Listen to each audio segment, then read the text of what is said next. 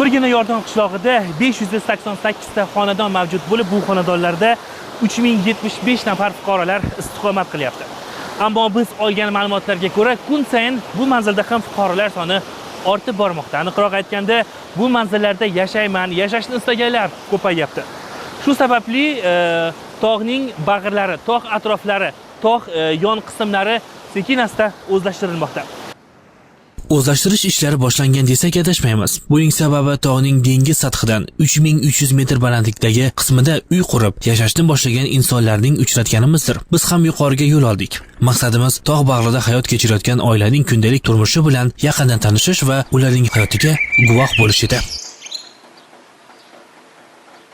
Tog' qo'yniga chiqishimiz oson kechmadi. Yo'lning ma'lum qismigacha avtomobilda yetdik. Keyin esa piyoda davom etishga to'g'ri keldi. Tik va mashaqqatli so'qmoqlardan yuqoriga ko'tarilar ekanmiz, ancha toliqdik. Ana shunda Feruza opa va uning oilasi har kuni shu yo'llarni bosib o'tib mehnat qilishga yana bir bor tan berdik.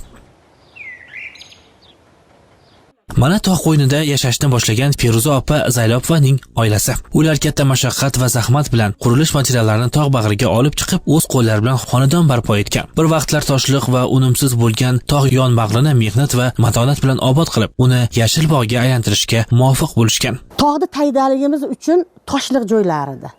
Mana shu qo'llarimiz bilan xo'jayinim ikkovimiz bolalar toy katta bo'yingacha grandalab, grabillab olib mana ko'chat qildik, ekin qildik. Hozircha endi fursatlaring kamroq ekan, bog'imiz bor. 8 yil bo'ldi o'sha tog'da u tog'dan qilganimiz ham bo'laveradi. Hozir ko'ring, bahri diliz ochiladi. Ichida archasi ham bor, meva olma ham bor. Endi birinchi yil bu yil o'rigimiz meva qildi o'sha bog'imizda. Bu ham 8 yillik mehnatimizni hosili deyman. Tog'ning cho'qqisida yashayotgan oila kun davomida nimalar bilan shug'ullanadi? Ularning faoliyati nimadan iborat? Ochig'i bu savollarning javobi biz uchun ham qiziq edi. Shu sababli xonadonda bo'ldik. Feruza opaning kundaligini ko'zdan kechirdik. Feruza opaning kuni tong otishi bilan boshlanadi. U har sahar birinchi navbatda sigirlarni sog'adi. Xonadondagi 10 ta sog'on sigirdan har kuni qariyb 40 litrdan ko'proq sut oladi. Bu esa oilaning asosiy tirikchilik manbalaridan biri hisoblanadi. To'rga-to'r mollarimizni sog'ib, yig'ishtirib olib, mana shu archa tog'imiz bor. Xirmon degan archa tog'imiz bor. To'rda haydab chiqib ketamiz. Mana shu qo'ni qo'shnilar bilan haydaymiz.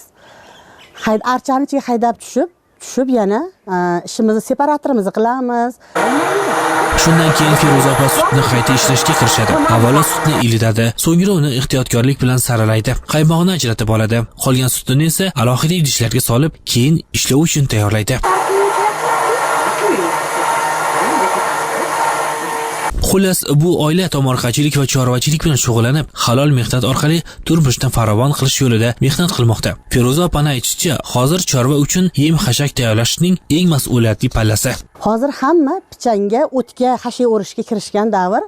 Hashiya o'rishni boshladi. Qatig'imiz bor, sutimiz bor, saryog'imiz bor, do'lta bor. Qaymoq bo'lgandan keyin, qatiq bo'lgandan keyin, Xudoga shukr, bug'doyimiz bo'lsa, nonimiz bor. Mo'l ko'lchilik desam adashmayman. Xudoga shukr qilamiz. Opa bilan suhbatlashar ekanmiz, u tog' bag'ridagi hayoti haqida faqat zavq va mamnuniyat bilan so'zlaydi. E'tiborlisi suhbat davomida u duch kelayotgan mashaqqatlar haqida biror og'iz ham shikoyat qilmadi. Men mashaqqati yo'q deyman. Asha ertalab turib toqqa chiqishimiz ham o'zimizga, sog'ligimizga, nimamizga yarasha foydasi bor. Feruza opa tog' cho'qqisida yashashning o'ziga xos zavqi haqida to'liqlanib so'zlaydi. Aytishicha, bu yerning musaffo havosi, sokin tabiati va har tong qo'yalar orasidan bosh ko'tarayotgan quyosh manzarasi barcha mashaqqatlarni unuttiradi. Xudoga shukr, mana hozir men 51 ga kiryapman, uka. Biror marta больницада yotmaganman. Xudoga shukr.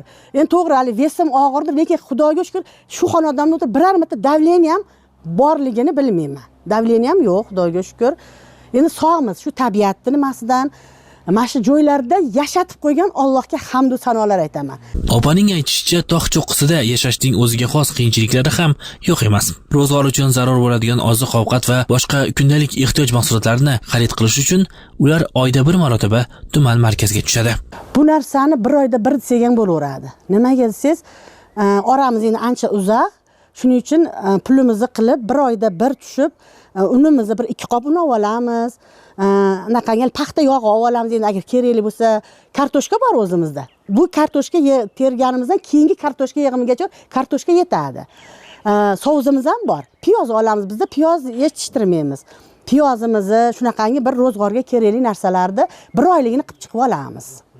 Keyin bir oy uchun yetadi. keyingi bir oy uchun yetadi. Xudoga shukr yetadi. Tandirlarimiz bor, nonlarni yopib, hali bir ehtiyoj bilan nima qilmaymiz.